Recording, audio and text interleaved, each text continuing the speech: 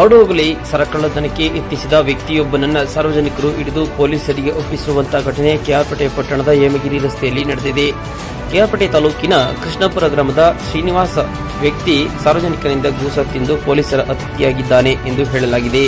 ಪಟ್ಟಣದ ಹೇಮಗಿರಿ ರಸ್ತೆಯಲ್ಲಿ ವಾಸವಿರುವ BLD petrol bunk ಬಳಿ ನಿವೃತ್ತ ಎಎಸ್ಐ ಶೀಲ್ನೆರೆ ಸೋಮಶೇಖರ್ ಎಂಬುವವರು ತಮ್ಮ ವಾಣಿಜ್ಯ ಮಳಿಗೆಯಲ್ಲಿ ನಡೆಸುತ್ತಿರುವ ಪ್ರಾವಿಷನ್ ಸ್ಟೋರ್ಗೆ ಟಿವಿಎಸ್ ಸ್ಕೂಟರ್ನಿಂದ ಬಂದ ಸರಗಳ್ಳ ಸಿಗರೇಟ್ ಕೇಳುವ ನೆಪದಲ್ಲಿ ಅಂಗಡಿಗೆ ಬಂದು ಯಾರೂ ಇಲ್ಲದ ಸಂದರ್ಭದಲ್ಲಿ ನೋಡಿ ಏಕಾಏಕಿ ಅಂಗಡಿಯಲ್ಲಿದ್ದ ಮಹಿಳೆಯ ಕತ್ತಿನಲ್ಲಿದ್ದ ಚಿನ್ನದ ಸರ ಕೀಳಲು ಯತ್ನಿಸಿದ್ದಾನೆ.